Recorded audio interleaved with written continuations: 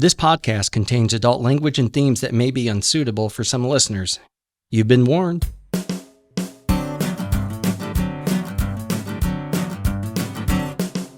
God made one, God made two, God made the heavens and he called it blue, but the devil made the world when God wasn't looking.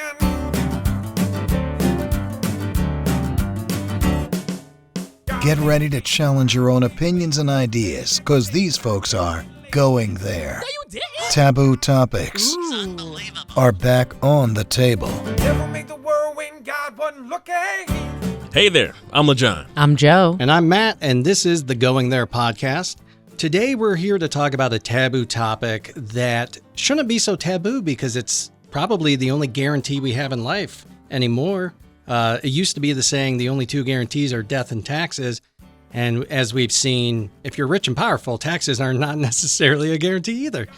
And here to talk through death with us is somebody who sees it on a regular basis. Mr. Shannon Blower, thank you so much for being here with us today. It's my pleasure. And yeah, right. It's a crazy freaking topic to talk about, you know, a taboo for sure. And I'm glad to brighten the corner. Well, we definitely appreciate you being here, sir, regardless of, the circumstance and everything, and taking the time for us, and looking forward to picking your brain about this very interesting and very intriguing topic. My pleasure. My pleasure. So before we jump in head first, can you go ahead and tell the audience a little bit about who you are and what you do? Yeah, certainly. So I am someone who has been in ministry, goodness, for 30 plus years anyway. And much of it has been as a community pastor. More recently, the last 12 years, I have been in clinical work in acute care hospital as a palliative chaplain. I was doing some clinical education for chaplains in training for a while. And right now I am working in a local community hospital, level 1 trauma center that is just about at capacity, with so many of our patients being COVID patients, folks that are ill and dying of COVID. And it's a heavy burden, I don't mind telling you. I can't imagine what it's like as a doctor, but especially as somebody in your position, to take that home with you every day and try to compartmentalize it. Well, and candidly, I think the art is not to do that. The art is to integrate it and to become as comfortable or familiar and emotionally present to the suffering that's going on around us. I suppose that the greatest hardship is to try and communicate to loved ones and family members who are isolated one from another, to try and enforce policies that are for the good of everyone. But it doesn't feel like that when your loved one is dying and you have not seen them in 30 plus days. There's a whole breadth of anger and sadness and heartbreak and frustration from everybody involved. So to compartmentalize that is to delay a big explosion later on. It's not good for any of us. How frustrating must it be to continue to see COVID kill, essentially, yet people on the outside of what you see still just don't believe and don't understand how serious it is? How frustrating does that get on a daily basis? Their experience is just simply not seeing the suffering that goes on with a patient who dies of the virus. So it's frustrating, and yet in some odd way, I got to tell you the truth, I kind of understand it. It's implicit to every problem we have in our country: racism, homophobic. On every level, it is the same sort of dilemma, which is I stay isolated in my tiny little world. If I don't experience it, it's not true. And so it becomes this sort of undergirding narrative to all of the me first concept or me first disposition that is rampant in our country. You're spot on, and it's a topic I probably comes up in every episode here. Before we go too much deeper down that rabbit hole, I wanted to possibly have you clarify a little bit. You touched on it, but some people might not realize what your role in the hospital system looks like. Can you talk to that just a little bit, even high level? Yeah, so I am the palliative chaplain, which means that I am accustomed to helping families, individuals, receive a diagnosis that is difficult, if not terminal, to walk them through the prognosis, and to help and be present with social workers and physicians and nursing and APPs and across the scope of things. We help people come to terms with this, and then help them manage this process of going through this dying process to ultimately ending up in hospice. But palliative is that in between ground. So death and dying is not something that is novel to me, although each person presents in a unique way. But we're accustomed to it. What we're not accustomed to are the circumstances that surround this particular time in our country. We're not accustomed to keeping families apart. So much is communicated through touch or these different things like that. That candidly, we're not able to connect that way with folks, and that's a whole nother level of disorienting sadness.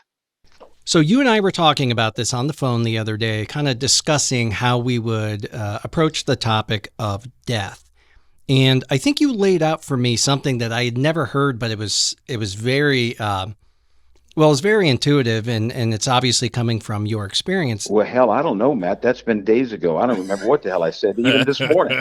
So tee me up better than that. Shit, man. Tell me what it said. You get to have the fortune or misfortune of seeing people on their deathbed and seeing their families do it, shed a light on I guess a pattern of different things that you've seen from that end. I'm fond of saying to folks that anybody who thinks they're an expert on death are folks that have not died. The experts on death are in the bed, and their books and their story is rarely written. And so what I see is people die how they've lived, and that's there's no judgment of that. That's just simply the way it is. I will die in my sweatpants. There you go, man. But I mean, really, we can kind of play around with this, and we ask the question, even to you three there, what do you anticipate your death will look like? Ooh, I know when I die, it's going to be something that make the royal wedding just look like a sham. There's going to be trumpeters, people just shouting from the rooftops of how great a man I am. But that's my funeral. I haven't thought about, you know what? I'm such a future seeker and a future liver. It's actually surprising that I haven't put much thought into what happens when I die. Man, I think about that shit every day. Tell us. I hope that I die with my boots on fire, meaning that I did everything, and the streets will owe me nothing because I took everything from them. That's how I feel. I mean, I feel like, I could be on my deathbed and everything. I'm not married now. If I was to be married or whatever, or looking at my kids, after his third divorce, I mean, exactly. He's going to be mid-coitus. Right. I could look at, my wife or my mistress and say, hey, listen, we did a good job, didn't we? We had fun, didn't we? Yeah, we did it good. Yeah. I mean, I feel like the most comfortable would be just to die in your sleep, but I'm dramatic, so maybe something crazy will happen. It'll be a temper tantrum. She'll be mid-temper tantrum. I'll be mid-temper tantrum. Hopefully my hair will look good, though, and I will be wearing clothes where it won't look bad if they get soiled. No, I honestly don't know, and I'm terrified of it, and I think a lot of it is because our society doesn't ever acknowledge death or talk about it. It's always something that's, put off. And then when you do die, often, you die in a hospital alone. Perhaps your family comes to visit you, but, you sequester. And then, when the body dies, you pump it full of embalming fluid and have some weird ceremony that Very doesn't make scientific. sense. Yeah, true. And so one of the things that I noticed in each one of your descriptions, although Joe, you were a little bit more personal. Thank Each you. one of you, each I one of you, failed. um, used a third person description. You talked about yourself as if you were reading some sort of glorious thing in the newspaper or Well, some that's a personality disorder I have. so my point is, when you say, or when we ask the question, we talk about, well, how is it that we want to die, or what is it that we anticipate death will be like? It is such a freaking unknown. It's almost impossible to answer the question. The themes are that each individual who dies in such a unique way. When they are feeling every single thing go away, when they hear, now again, you die in a car accident, that's a whole different animal. But you die in the context in which I work, it sounds like you hear a diagnosis, and like all good Americans, man, we're going to fight it, fight it, fight it. And that's good. That's fine. Medicine has brought us a certain way. But then medicine reaches its shore, and we are forced to address the fact that our lives are temporary. And in so many ways, we don't really know jack shit about what happens after we die, and we don't know what is going to happen when we're dying. I feel like religion and myth, so much of it is based off of trying to accept death. Do you think, as a chaplain, that you would agree, or do you think that a lot of these people might not be viewing death in, that way? Someone once said that human existence is like a book that is missing the first chapter and the last chapter. In other words, we're here, but we kind of don't know how we got here. We know we die, but we don't have a sense about what happens after we die. And so because of that, there is just a boatload of existential angst. There's this, and so what do? Well, you make up story, you make up myth, you imagine. So much of our lives are lived by narrative and imagination. And so when we think about what's going to happen after we die, it only stands to reason that there are just tons and tons and tons of religious and philosophical literature that is going to try and assuage and calm the minds and hearts of folks that are facing death. And each political system has their own narrative. Trust me, capitalism has its too, right? Everyone has their own narrative to keep people in the saddle and living and producing. But in the end, Joe, it is myth, it is religion, it is narrative, it is whatever story we are telling ourselves to make us feel better about what we do not know. Have you guys ever seen the film? I think it was called The Invention of Lying. No, but it sounds lovely. Who was it? It's got Ricky Gervais. Yes. I have And seen lying has never existed in this universe. And he goes to the bank, and since lying doesn't exist, when he says he has $1 million or whatever amount it is, they're like, oh, okay, yeah, well, there must be an error. But there's a beautiful scene that I think that maybe a more pious, cynical person would see it as like bad and atheist. But his mom is dying, and no one knows what happens. And since people can't lie or make things up, no one's ever really asked the question because there is no answer. And so he tells her essentially about heaven, about this afterlife. It's the most beautiful thing she's ever heard. And all these people are there to hear it. And they're like, tell us more about this. And suddenly the world's looking to him like, what is this afterlife? Where's this cloud place that we're going to? And at the same time, whether or not you believe in that, you sit there, at least I did as a viewer, and I go, damn, I hope he's right. That sounds great. That's, Matt, you just put your finger on it. That really is it is the truth.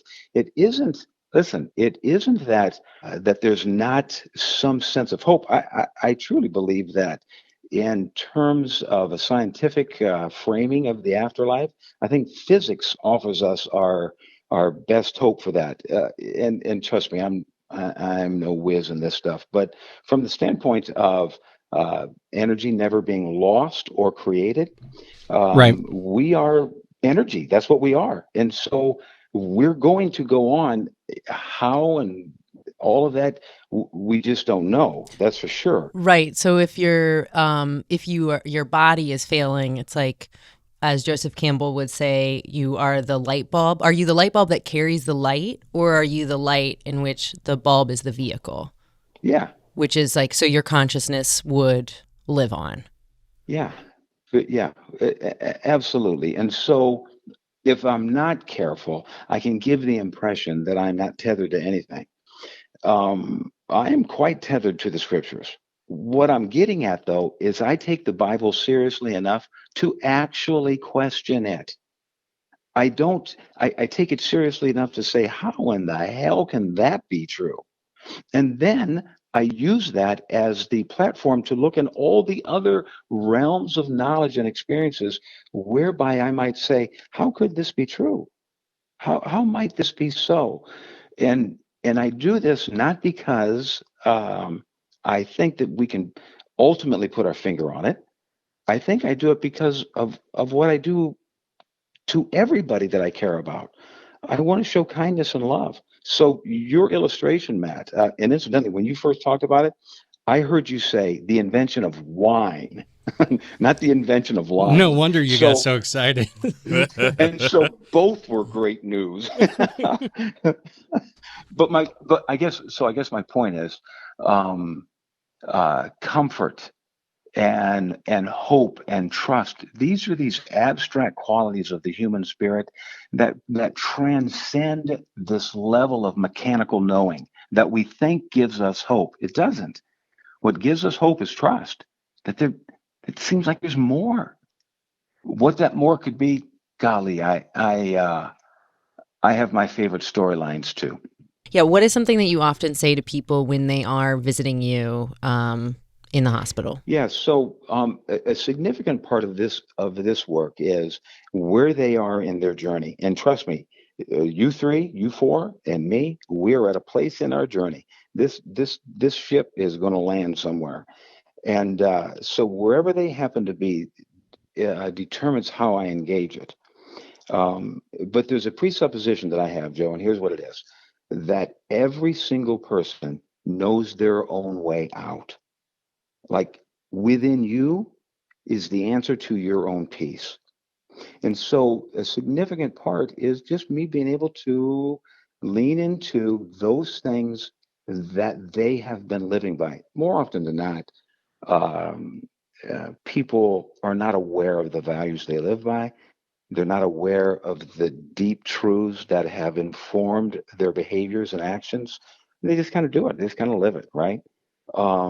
If there's some angst, it's when they were trained to hate gays and LGBTQ and all this. They've been trained to hate that. And then they run into somebody that, damn, they're a nice person, and it's disorienting, and they have to call that into question. All of a sudden, their experience teaches them something different. So so when that goes on, that's this lovely opportunity to draw out the intuitive knowing of each individual. So I believe, Joe, that my first step is to try and ascertain their deepest sense of knowing, what they've been living by, and from there to help frame a way of approaching death that is the way they approach life, right? If they were adventurous, if they were outgoing, who knows what? I don't So know. if they were really into money, would you be like, you're going to get the dopest casket? Does Tesla Yeah, yeah, make yeah, yeah. caskets? I'm gonna be like, dude, man, your money has bought you the best place on the other side you have ever seen. Um, Actually, though, but listen, these are just such good insight questions. But what I would do is say that money was symbolic of something to you. Money means something to people. that means something. It might mean safety. It might mean a sense of significance. It might mean, who the hell knows? Each person would have to self-report. But the person who amassed wealth and loved money, it meant something to them. It meant something in the abstract. I would lean into the abstract and say, that is yours by gift and grace. You thought it was yours by earning and trading and striving, but that is yours by gift and grace. So we're going to take a quick musical break here. And when we come back, we're going to talk about our Snack Sips and Sweets sponsor, which is Wolf Creek Winery. And here's what's crazy. When I asked Shannon to do this episode, I said, you know what? Your son's an awesome musician. He always played at the church with his wife and some of the other family members. And we should get him to do the music. And the name of his band is Wolf Creek. Get out of here. Wow. Talk about kismet. It had to be. So here to tee up his music is actually Shannon's son, Elijah. Elijah, can you tell us a little bit about your band and the song we're about to hear? My band, we started maybe 5 or 6 years ago with my older brother and my younger brother and my wife. Since then, we've added Sam Wiesent and Ben Grom as extra instrumentalists. But the song that that you're going to hear, "The Year of the Dragon," is a song that I wrote in 2012, about maybe 5 or 6 months after my firstborn son died. And we got 2012 was the Year of the Dragon. If you don't know, Tong is my wife. That's her name. She's Chinese. We did a lot with Chinese zodiacs and stuff. But after my son's name was Eden, after Eden died, our whole life was sort of just so unexpected and was out of nowhere. It came at we were in our most hopeful phase with him. He was born with a rare genetic disease, and he went in for a routine surgery on his heart, and everything went wrong. And the day after they sent him home, when we thought we were done, he just died in our arms at home. And it felt terrible. And so the song, lots of songs came out of it. None of them very hopeful. By the time I got to the Year of the Dragon, a couple more people had passed away that we knew we were close to. And it just felt like everything was falling apart and everything was going away. Like the entire world was had ended. But the song itself is about kind of just saying goodbye. At a certain point, we realized that when we would make our way through feeling angry or despair, Tong and I would often talk about how Eden just was a very, very short gift that we had for the littlest time that we had him. So yeah, I wrote the song singing to him, imagining that he was this person that goes out, allowing us to really love him, but sort of had this mission ahead of him that he knew he wasn't going to be able to come back from. Sort of sang him a hero's song in a way, I guess.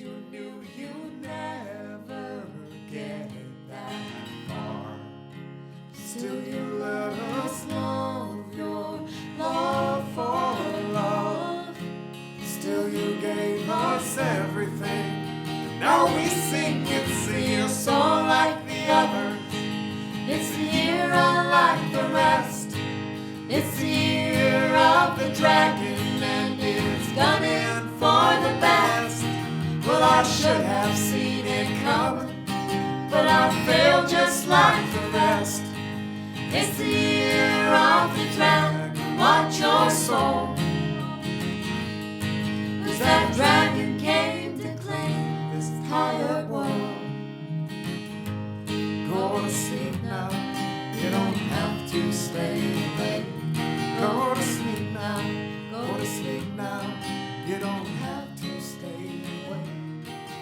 Well, I don't know about you guys, but I think there's no better time for a drink to get through the rest of this topic. So, our snack, sips, and sweets highlight of this podcast is the winery at Wolf Creek. They're in Norton, Ohio. They were founded in 1980 by Andrew Weinberg. Wine spelled W-I-N-E. So it's kind of like meant to happen, right? To happen. It's like that's your birthright. On the property of his parents, Melvin and Harriet Weinberg. So they have 10 acres of vineyard planted all at the base of the hill, and it's an awesome place. So they provided us with some really nice snacks. So we got some nice smoked Gouda and some whiskey sticks, which are like sweet and savory all at once, and some nice crackers to go with the cheese. And then we also got a couple of bottles of wine. So, LeJohn, which bottle do you have there? Now, I've been over here sipping slow on the Nouveau. It's really good, man. It has, of course, two beautiful wolves on the front of the bottle there, and nice red wine. It's traditionally the first wine of the new harvest and bottled by the second week of November to enjoy with roast turkey, honey glazed ham, or a little cranberry relish. It's a young wine, acidic, but a bit tart. And as you mentioned, it goes perfectly with those turkey dinners and those holiday meals. And then going along with some of these biblical themes of today is the other wine, Joe. Ooh, Exodus. Glad I've been in the desert for 40 years. I could use a drink. And it's this wine, baby. Yeah, this table wine is inky, smoky, rich. It's a medium-bodied red. And it's gone because I done drank it all. And we're transitioning from the French to the Italian, which is more my speed. It's got the variety of Italian grapes, and it's also aged with French oak, so we're bringing the French right back into it. And I'd be remiss if I didn't mention the one thing that we learned about. Do you know how the Super Bowl features the Puppy Bowl? Yeah. Oh, yeah. So the Kentucky Derby, Wolf Creek Winery features the Goat Derby, where they have everyone dressed in their derby attire. It's an event that's free to the public, and they race their goats up a hill on the winery property. How awesome is that? Wait, in Norton, Ohio? Why have I never heard about this? Yeah, why is that? So you can check them out at winery@wolfcreek.com or go to their Facebook at winery@wolfcreek. And then to leave something so awesome like food and wine and wade our way back into the heavy topic of death. Many people kind of come to the realization, especially after they've experienced so much death, is that there is some form of beauty in it. It means that you've lived. It means that there was something to lose, that you've been loved. How do you see that firsthand, and what have you experienced? Yeah, so, earlier I talked about being tethered to the scriptures. There's a portion of scripture in Isaiah that just, doggone, it's poetic. And Isaiah, as a prophet, is speaking on behalf of Jehovah God. And he says that I will give you treasures in darkness and riches in secret places. And so no one would ever expect to see beauty, kindness, gentleness, love, these wonderful aspects of grace in such dark and dank places as in the rooms where folks die. And yet, time and time again, it is there. When loved ones are sobbing, it is because they have loved well. Their tears are a reminder of how much they have loved. When we're there, and I pay attention to family members showing one another the most subtle kindnesses, there is a sort of tragic beauty of it that, candidly, without the juxtaposition of such great grief and loss, you wouldn't notice it.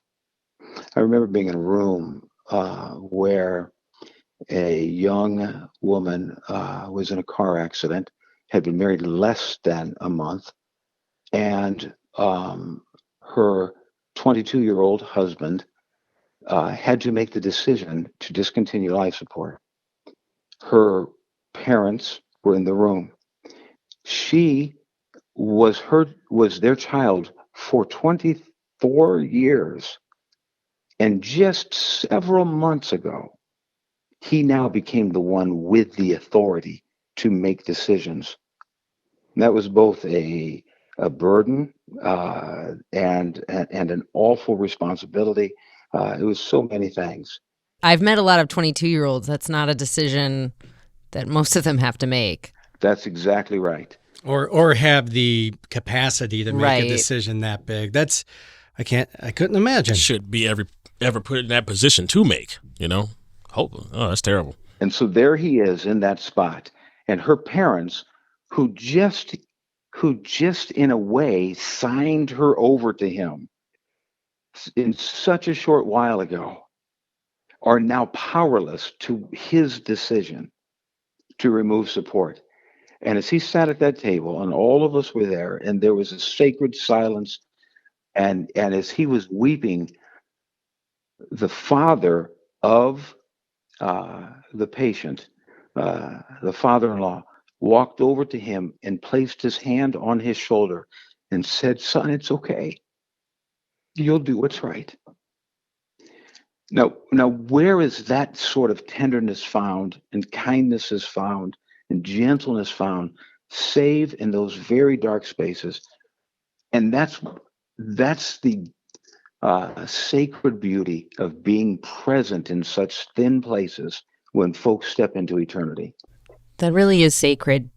Do you think that if death was talked about more commonly in our everyday life, that we would have those moments more often? I think those moments are for us to be had anytime we're willing to be vulnerable and honest with our own human condition. So death is one way to do it.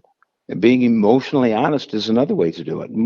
Most of us live these dualistic lives, one the public self, the other this private self.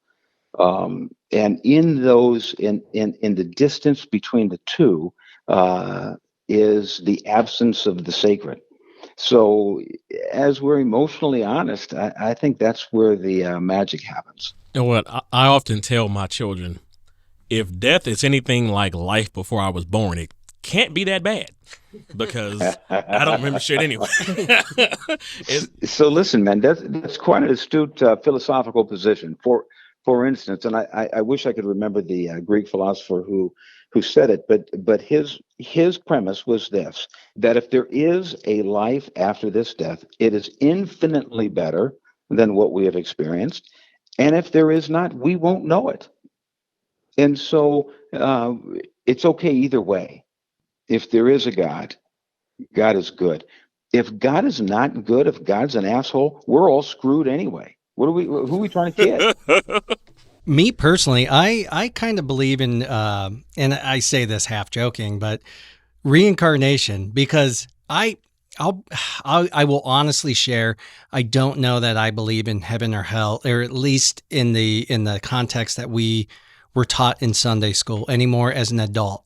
But I do feel the sense for needed universal justice. So like LeJohn, since he's such a horrible being, will come back as like a roll of toilet paper. As myself, I will come back as a very rich man in the future who has several harem rooms. It's going to be a nice afterlife. And I'll come back as Paula Poundstone. You don't reincarnate as the same person. Wait, what? Shannon, can you help explain some stuff? Well, I better be four-ply. I mean, I want to be the most comfortable role. That stuff's getting expensive. You're damn right it is. And if it's my afterlife, I want it. It's your day. Your day is coming. Have you ever seen a skeleton that wasn't happy? You know, they're always excited and everything. I mean, they That's look exactly right, man. exactly. They're yeah. always dancing. They love science. They love high school science. And knowing LeJohn, when they go to do the autopsy, there'll be a smiling skeleton with a broken pelvic bone. Just doing our So, job. all right. So, Matt, you may remember this because I think humor is such an important part of all of this. We cannot take ourselves too seriously. My goodness sake. I did a series at the church called The Gospel According to Film. One of the films we used was Steel Magnolias. And the scene in which the mother of the character who had died was just angry and frustrated, and in the midst of that, somebody grabbed another person and say, "I know you want to hit her," and there was just a comedic release to it. It truly all goes together.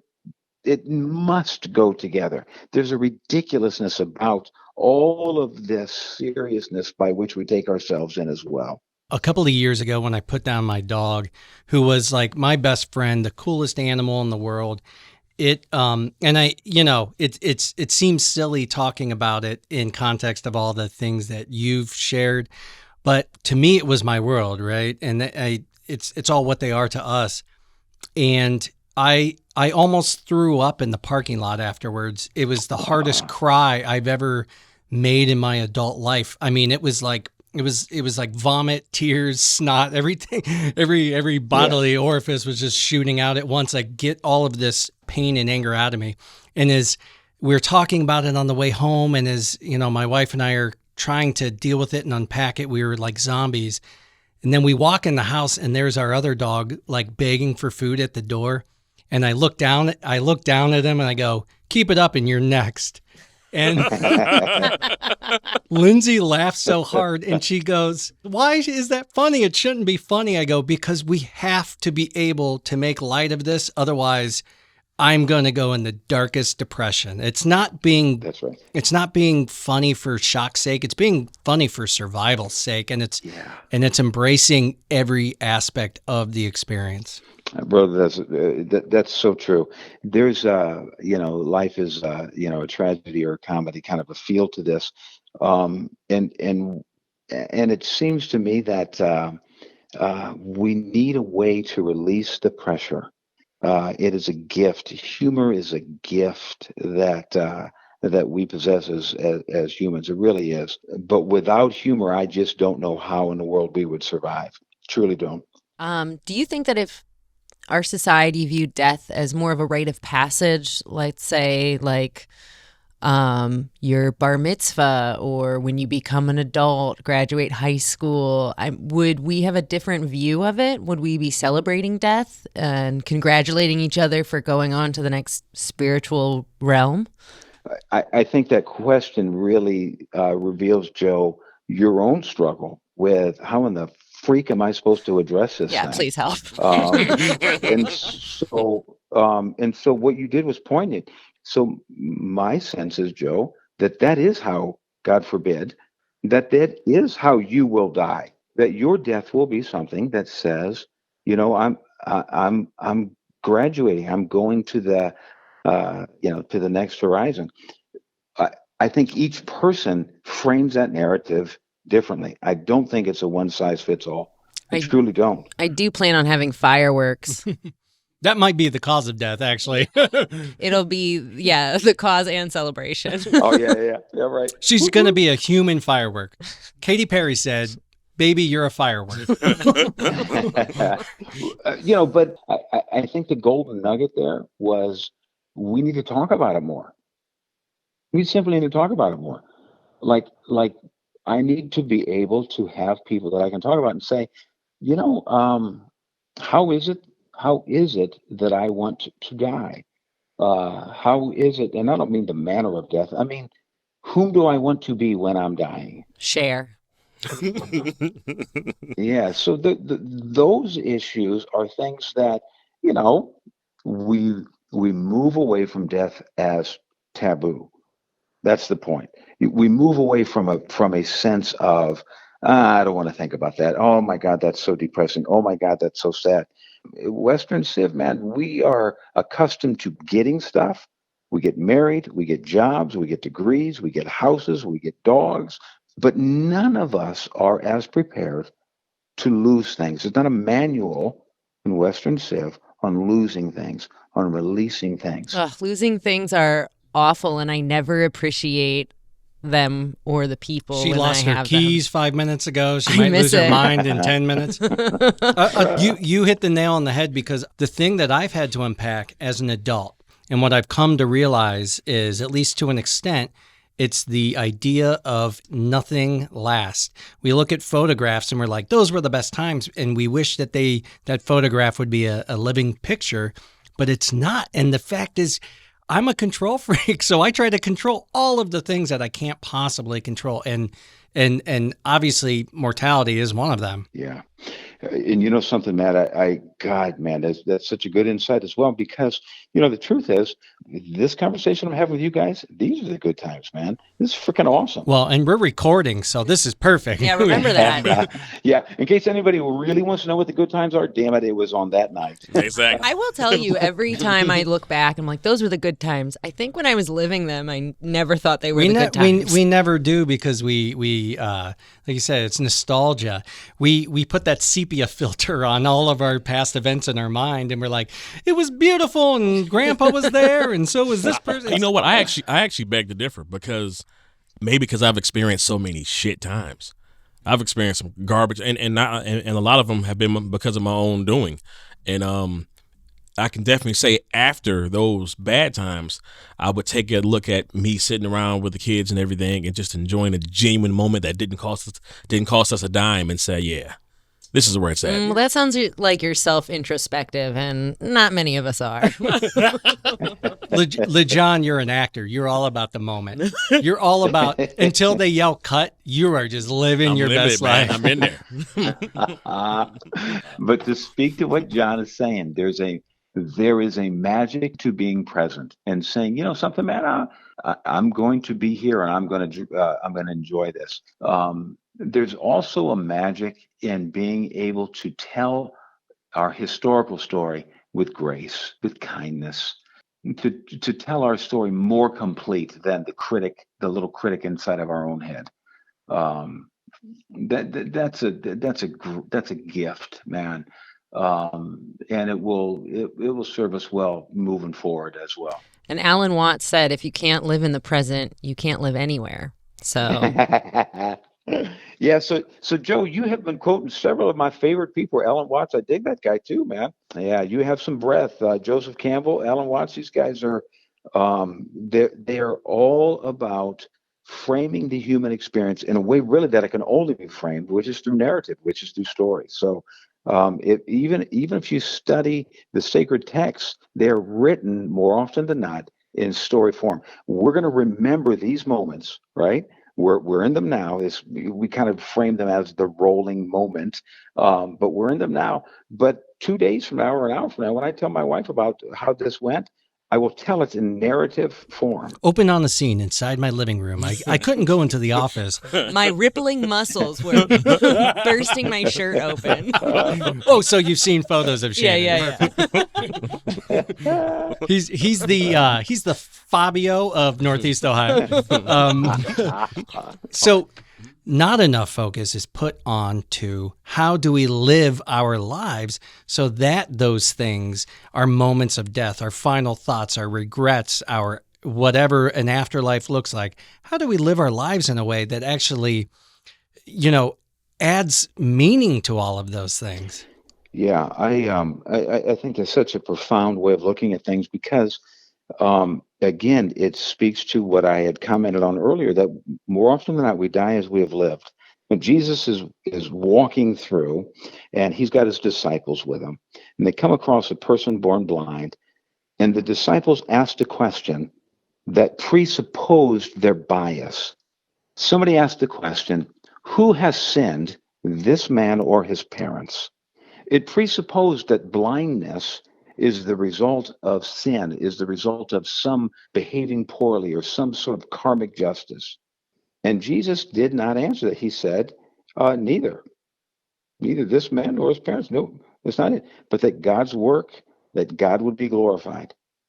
So in that moment, it just, for some reason, it speaks to me so deeply in terms of the why is not answered. If you search the scriptures, the why is never answered. Why is it like this? Beat the hell out of me. Why is this person sent? I have no answer for that. Why did my sister die? Oh, well, because she got ran over and her organs stopped and her heart stopped. That's why. Is there any comfort in that? Of course not. The why is a lament. That's important because it's confusing. But what is more important is the what. What do we do in the face of uncertainty, in the face of not knowing? What is it that we do? We show kindness to each other. We love one another. We support each other. We're present to one another's suffering and pain. It speaks to the what we ought to be to one another currently. And there's a loveliness in that. I love that. I love that because the what speaks towards action. Yes. Because we can all say it, but what are we doing outside of what we're saying? And I love that. But Shannon, Yeah. I gotta ask you, does the look of death change upon each face, or is it the same? Well, When death arrives, it is always peaceful. When someone they have cared for dies, each physician is impacted, and it always looks the same. The physician, the provider, the chaplain, the social worker, the nurse are powerless to that which is going to happen. But the look on the person in the bed is peaceful. Just always is. That's incredible. That's actually beautiful. Yeah, seriously. I didn't expect I've that. never heard that, and that is, man, that's just so nice to hear. Shannon, do you have any final thoughts that you would like to share that we haven't touched on? Yeah, I would encourage exactly what you're doing, which is to go there. He said the title! Sorry. I can pimp this shit. I know what's going on. I would encourage you to go there, but not just in a podcast, but each individually in each of our lives to go there to the areas in life that make us feel uncomfortable. So one of the greatest sort of books that has ever helped me is a book by Pema Chodron. She's a Buddhist, and she wrote a little book called "The Places That Scare You," and it has been such a help to me. So for me to go to the places that I would not normally go, are that on the other side of my fear is my fulfillment. And so I would encourage all of you as well to, as you personally go there, your borders are going to expand. Your horizons will become more vast. I don't know that I could be doing this podcast now without reading it. That isn't just a plug for the book, but kind of a plug for that entire mindset and everything that you've talked about in this podcast, which is, and what this podcast is about. Don't be afraid to go there. We're scared about peeling back those layers, but it gets so much better. It's easy to go from making a stupid, corny joke like we were just minutes ago to jumping right back into the deep, to the heavy, and not feeling like you skipped a beat. Yeah, that's the truth, bro. That is the truth, man. I feel very fortunate to be able to hang out with you guys tonight. Thank you so much, Shannon, for being here with us today. And thank you to our highlight of the week for Snacks, Sips, and Sweets, the winery at Wolf Creek. And you can go to winery@wolfcreek.com, or you can visit them at Winery at Wolf Creek on Facebook. And everything you just said kind of perfectly tees up our final song we're going to play from your son's band, Wolf Creek. The song that you told me on the phone, you're like, oh, you got to have this song. Can you tee it up for us? Is it the one, how many different ways can you fuck up my life? That's it. Life is despairing and joyful. Life is amazing and shitty. And it's the raw sense and raw feeling of, I anticipated it to be this way, and it was not. It was the other way. And so the lament is so powerful. How many different ways can you fuck up my life? And yet, on the other end of that, goodness, life is still beautiful. How many different ways will you fuck up my life? What new way will you fuck it up?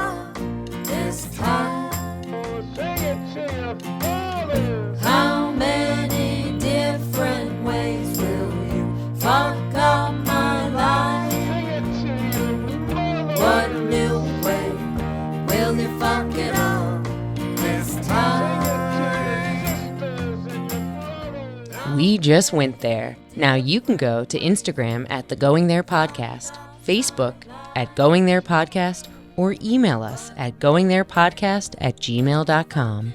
This podcast is made possible by its hosts and Frame One Media in association with Lindsay Baker, Tyler Kubisti, Michael Madgar, Joe Calley, and Bobby Thomas.